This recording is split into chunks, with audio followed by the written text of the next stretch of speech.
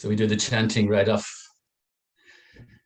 Namo Tassa Bhagavato ArahatoSammaSambuddhassa. Namo Tassa Bhagavato ArahatoSammaSambuddhassa.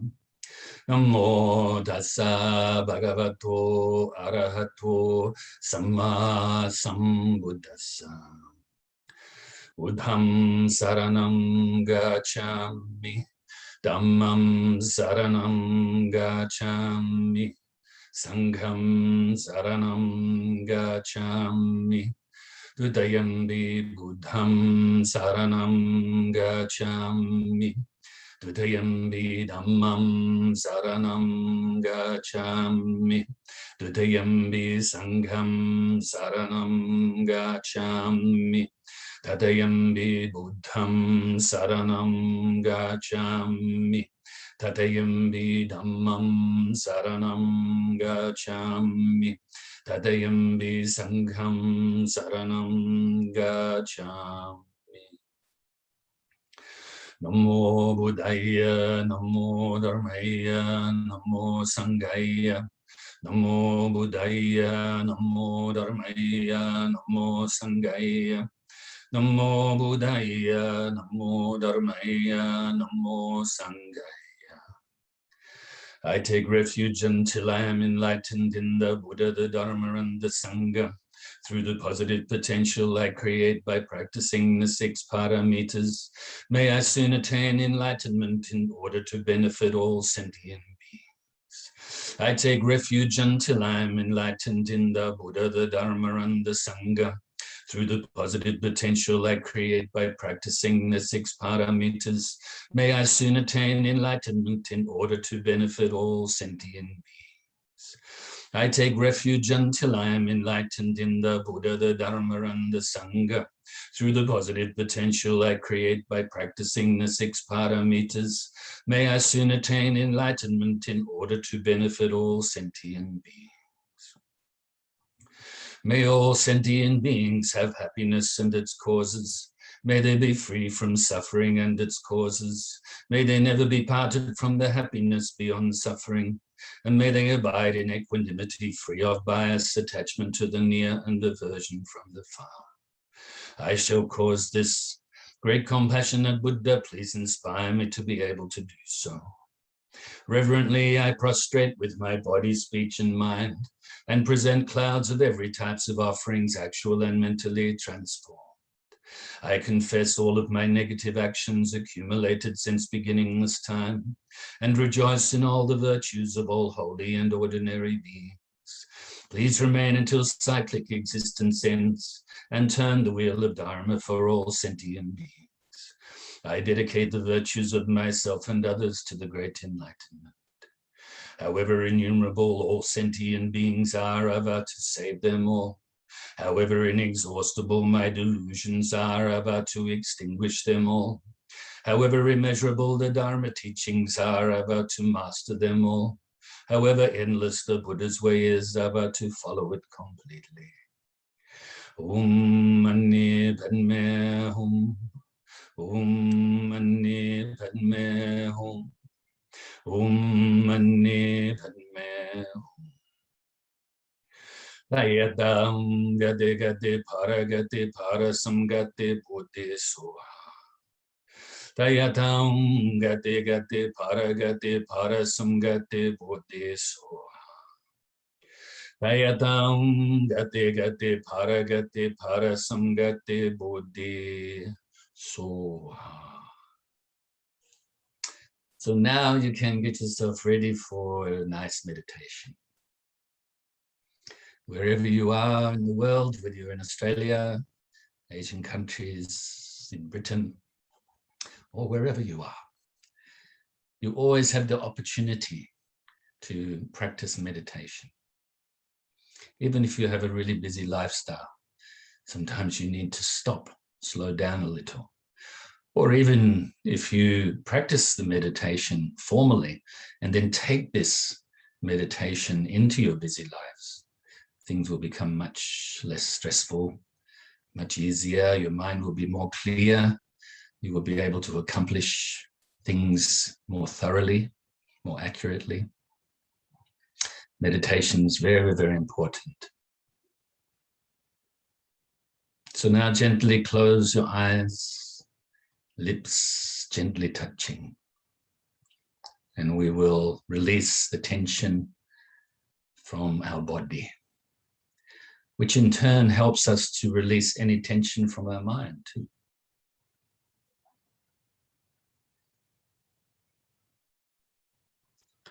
Try to keep your body still while you do this. But if you do need to manipulate it a little bit to release the tension, then do so. And release the tension on the out-breath.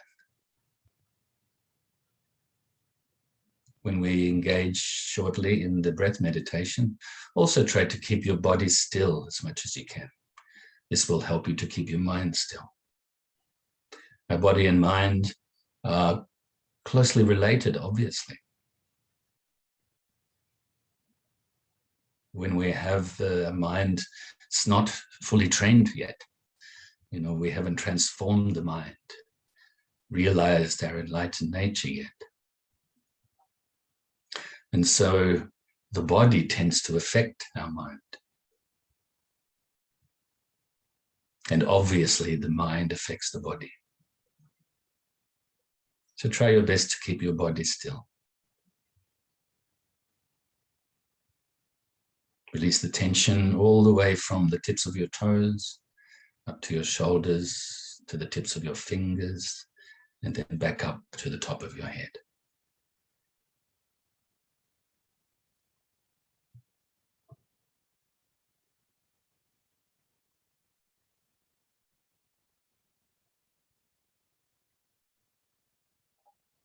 And when you are ready, bring your focus initially to the tip of your nose and follow the breath as you breathe all the way into the lungs and then back out your nose again.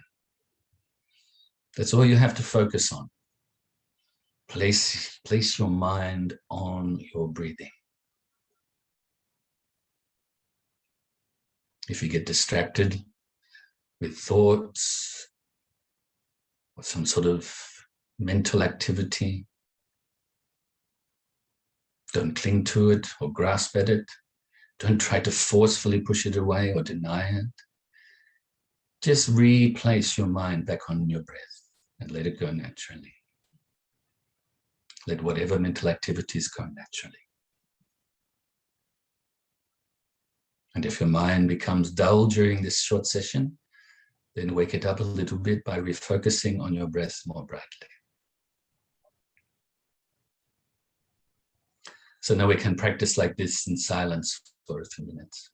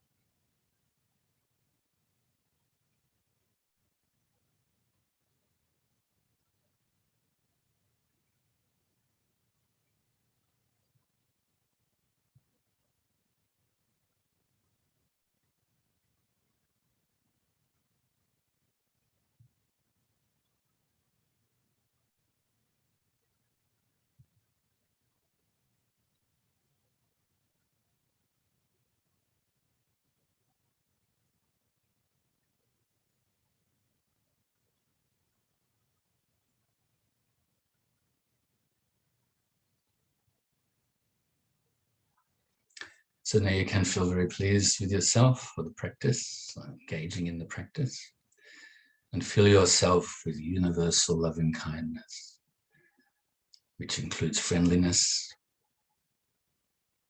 non-violence, non-harm, respect, appreciation, gratitude.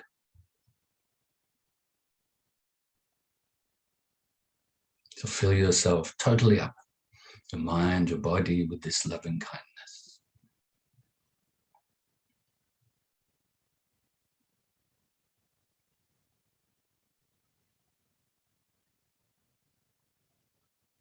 So much so that it now overflows and radiates outwards, initially to your loved ones, family and friends.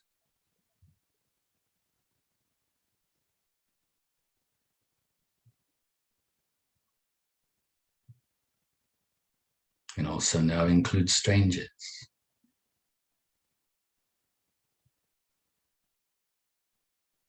And even those you may find difficult, may even regard as enemies.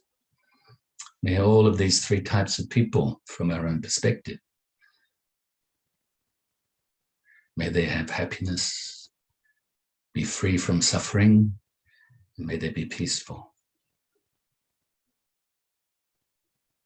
Now gradually extend out further and further to now include all of those living beings that live around your area.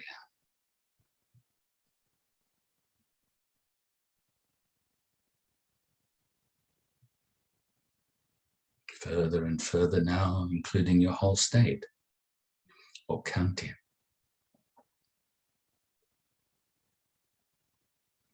And other states and counties throughout your whole country. And other countries throughout the whole world. May the whole world, all the beings in the world, have happiness and the causes of happiness. May they be free from suffering and the causes of suffering. And may they be peaceful and free from conflict.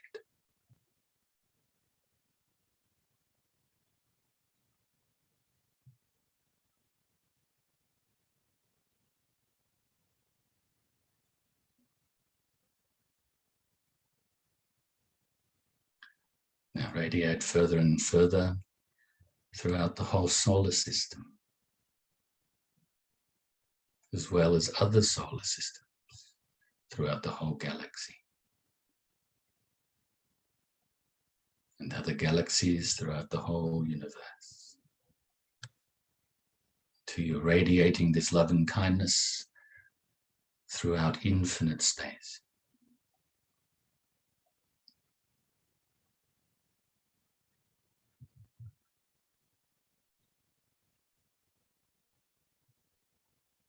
Your mind, yourself, you are connected, interconnected with all of the living beings and throughout infinite space.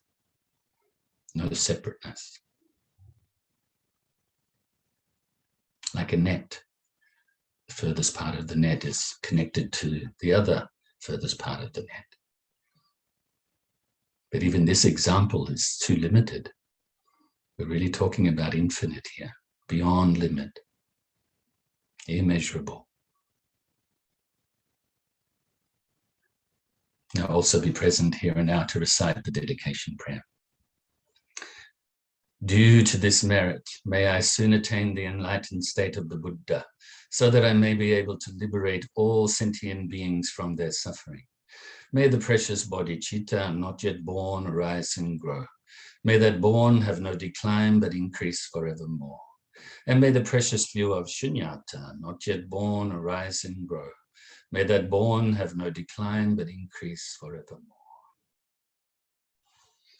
And so now we can continue our discussion on the 6 paramitas, or transcendental perfections. As you know, we've already gone through the first 2, and today we will complete the 3rd. The first one, of course, is the perfection of generosity. And then there's the perfection of morality or discipline. And we are now going to talk about the 3rd aspect of the perfection of patience. And the 3rd aspect of the perfection of patience is patience with the nature of reality. That's the reason I mentioned in the end of the meditation there, infinite space, and your interconnectedness within this infinite space, and all living beings are interconnected, interrelated. But that's difficult to understand right now for us because we are limited, we are not perfect yet. So we cannot perceive this directly. We can perceive it maybe inferentially, listening to teachings, reading about it, thinking about it. And the more you think about it, the more you can have some sort of what we can call indirect understanding of this. But that's still limited. Eventually, we want to absorb our mind with this understanding. The nature of reality, the emptiness of self, the enlightened nature, the Buddha nature, the Tathagata Garbha. Okay, so we can also call this patience, to be fearless before the profound truth of emptiness. It's we can call it that, but maybe more simple is patience with the nature of reality. I think maybe if you remember this only with a few words, and then you can contemplate this and think about it, even read more about it, ask me questions about it. Just remember it as that. It's much easier. Okay, but also this patience with the nature of reality includes fearlessness. Okay, so don't fear it. It's very easy for us to give in to our worries, our doubts and fears, because that's our habit to do so. But be fearless, even if you get upset about these teachings, because these teachings are kind of attacking our ego, our habitual tendencies and so forth. This thing we call a self, or me, or my character. This is mine, which of course gives rise to the opposite of others, and them, and so forth. And so this teaching of emptiness tells us, even like I said, on an inferential level, we get some little bit of a obvious understanding, or understanding on an obvious level. Then this is actually proving this belief in ourself wrong. Don't get upset about that. Be fearless in looking into it, and be patient with these profound teachings, this really deep teaching of emptiness. And also, as mentioned before, be patient with yourself, because this is an obstacle. So this is like last week's subject included in this, is it's an obstacle on the Dharma path when we try to fight against the teachings. And even when we don't fight against the teachings, the obstacles will arise because we are purifying the negative karma, and we are purifying ourselves of these habitual tendencies. Remember those two words as well, habitual tendencies. So we have a tendency to always live and give in to our habits. Some of these habits may be good, wholesome habits that we need to continue with and eventually perfect them. But some of these, and many of these habits, are either unhelpful or even harmful. Okay, and we need to relinquish these. And contemplating this profound teaching of emptiness helps us to do so along the way. The more we do this, and the more that we have this patience, this forbearance with ourselves not understanding, but also the teachings that we don't understand, the more that we do this, the more we will actually get more interest in practicing the Dharma, what we can sort of perceive as quite simple methods, breath meditation and so forth. But we continue to practice like this. We have more interest in our practice, and we have more interest in unveiling, you could say, the truth, this truth of emptiness, or you could also say truth of Buddha nature. Okay, so it's quite important. I get to this one sometimes when I've taught the 6 paramitas in the past. Some of you would have attended those classes, and even before that, and even when I taught them in the US before even coming back to Australia, I did notice when we got to this one, there was a little bit of confusion, and even I could see some students getting a little bit irritated with this teaching. Okay, so don't get irritated. Realize your irritation comes from yourself. That's the habitual tendencies, and that's okay. You know, I know that as human beings, we don't like to hear things like that sometimes, that we're responsible for our suffering, you know, but we are. So we ourselves can undo it. If somebody else was responsible for the difficulties we go through, for these habitual tendencies, especially like I mentioned, the unwholesome ones, you know, if somebody else was responsible for them, then we could never actually purify them. But we're responsible for it, and rejoice in that, even though it may be difficult sometimes. Rejoice in the fact that we ourselves can undo the knots. You know, the more that our habitual tendencies, the more that our mental afflictions are, you could say, thickened, the more that they're reinforced over time and continually reinforced over time, maybe the longer it's going to take to undo them. Undo these habits, just like a knot. You know, I've given you this example, I think, once or twice in these classes before. If you have a knot and you tie this knot up, you know, the more you tie the knot, the longer it's going to take to untie it. You know, those times maybe with your shoelaces or maybe tracksuit pants or something like that, maybe you have tied 2 or 3 sort of knots in it and you've tied them really tightly and they're really hard to get. It takes forever. You may even have to get a little pin or something to undo them. And so this is also, the more tightly we have reinforced these habitual tendencies, the more time, more effort it's going to take to undo them, just like undoing the knot. Okay. Then, so some little notes I've written. I've already mentioned this. We are not perfect yet. We have a long way to go. But long way, what is a long way? You know, actually, maybe you can walk 1,000 kilometers. That's a long way to walk. But once you actually arrive at your destination, what was the long way? It was just a journey, wasn't it? So you can say the Buddha gave a lot of examples for different reasons of long distances or long times. You know, 3 Asamkhya kalpas to attain enlightenment from when you start out on the Dharma path. That means immeasurable eons. You know, an eon can be, I think there's different interpretations of this, but let's say an eon is from when a universe starts to form, then it forms, you know, it exists for a while, then it starts to disintegrate, and then it goes away. Okay, so that is like an eon. Well, that is a kalpa. That's one. Okay, so and maybe that could even be regarded as a short one, but that's so long. It's like infinite time.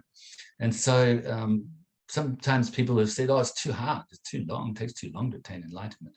But actually, there's Asamkhya kalpas, okay, if you go to the teachings of Master Bodhidharma and the Zen tradition, and obviously before that, right back to the Buddha, on a deeper level, the 3 Asamkhya kalpas means purifying your mind of the 3 poisons.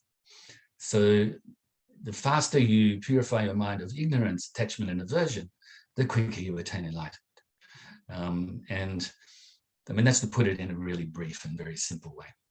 But this, you know, if you didn't understand that, that's okay. Be patient with this nature of reality. Be patient with these profound teachings of the Buddha, okay? So we have a long way to go, long time to go, but what is, you know, what is distance? No such thing ultimately. What is time? No such thing ultimately. But do we understand that fully yet? No. So we have to work. We have to work to purify and clean our mind. We have to purify, you know, these 3 poisons, the mind of these 3 poisons, and all of the other mental afflictions that come from these 3 poisons. Okay. Then we have you have to purify 3 poisons. So we don't yet understand these teachings. It's important, though, to point this out. I mentioned a little bit before. Important to have respect. It's important to have an interest in these profound teachings. You know, if we don't have an interest in these profound teachings, we're not going to pay attention to them, are we? If we don't have an interest, put it more simply, to purify our mind, an interest in checking out our faults and mental afflictions, and then slowly chipping away at them, eventually to uproot them. If we don't have an interest in doing that, which is based on respect for the deeper teachings, then we're not going to do it. Or our practice is going to be, at very best, it's going to be very fragmented. It's not going to be continual thread, Important word, okay, to use here is yet. We don't understand these teachings yet, okay? You will, you can, and you will. Don't worry. You can say, of course, I can't give you a contract, but success is guaranteed. We're not selling anything in the Dharma, so you can guarantee there's no ulterior motive in saying that. The success is guaranteed. If you yourself know the purpose of your practice, this goes back to the foundation again. Know the purpose of your practice, know the methods to be put into practice and how to put them into practice, and then implement them to put them into practice, then success is guaranteed. Always remember that.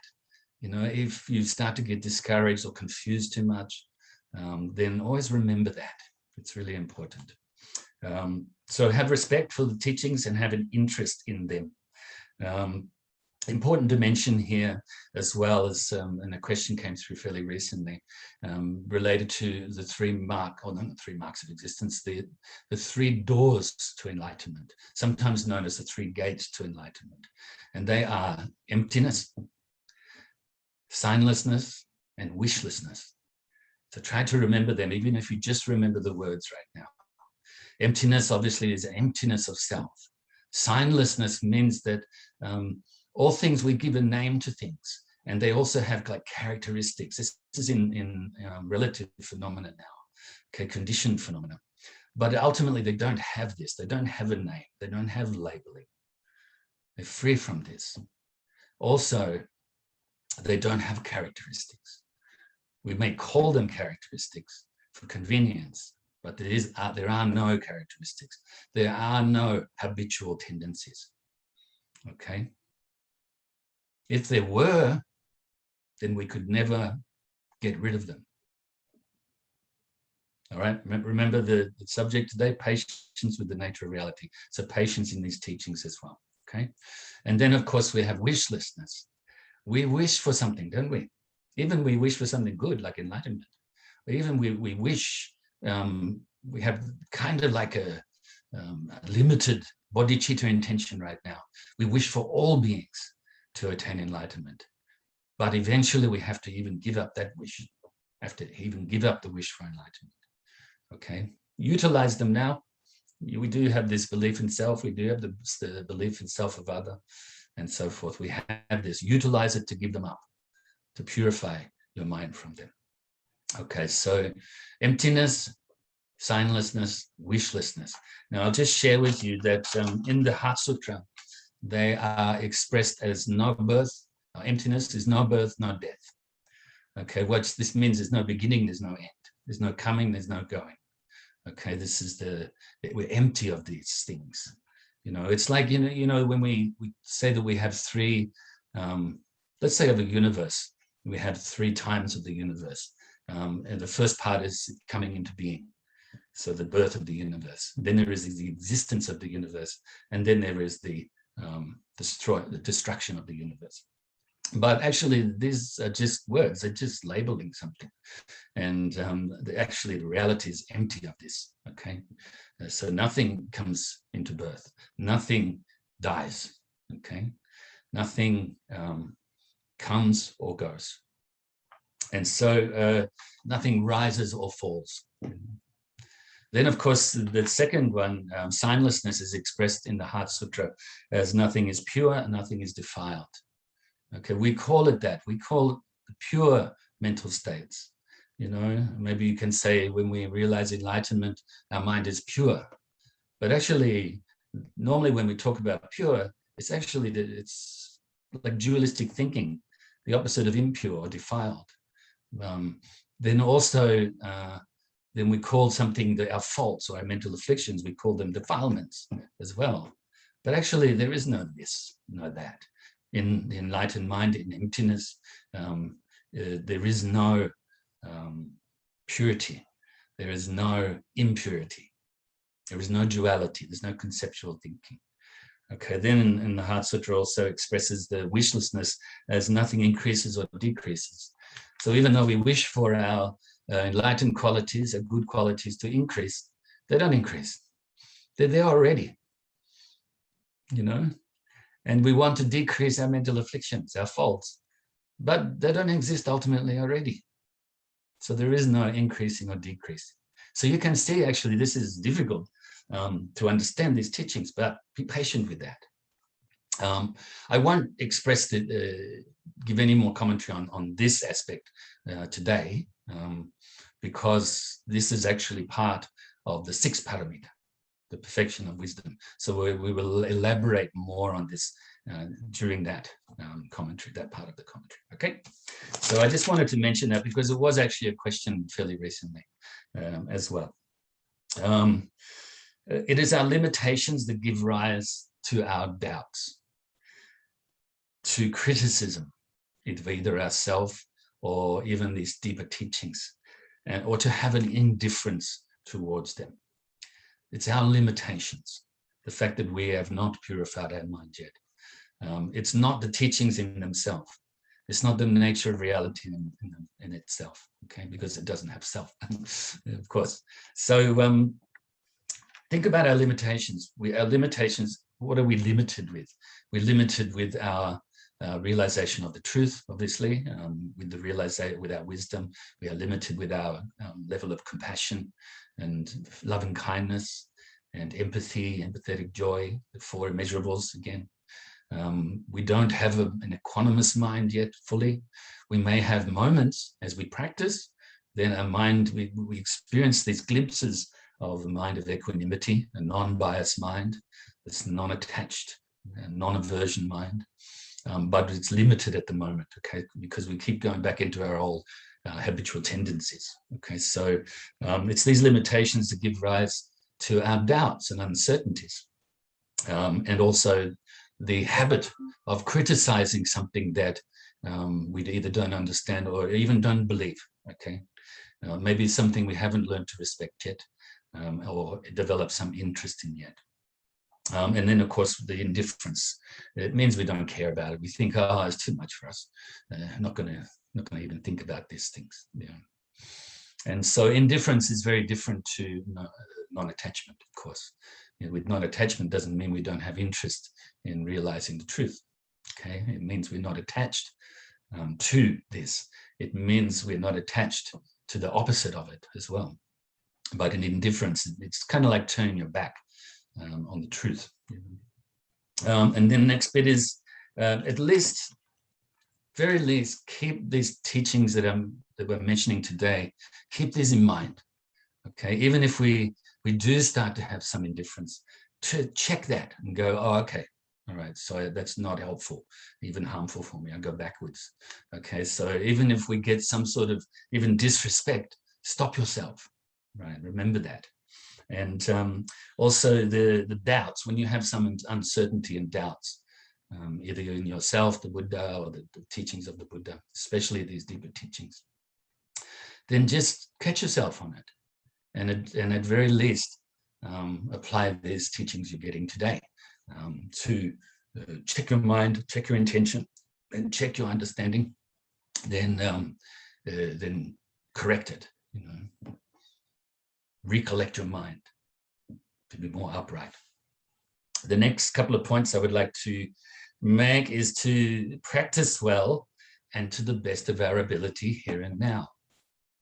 Okay, including this practice of patience with the nature of reality, including having this, as much as possible, this fearlessness, fearless in facing up to the nature of reality. Okay, and try to understand. You know, once again, middle path. Don't try too hard, don't try too little, but try to understand these teachings.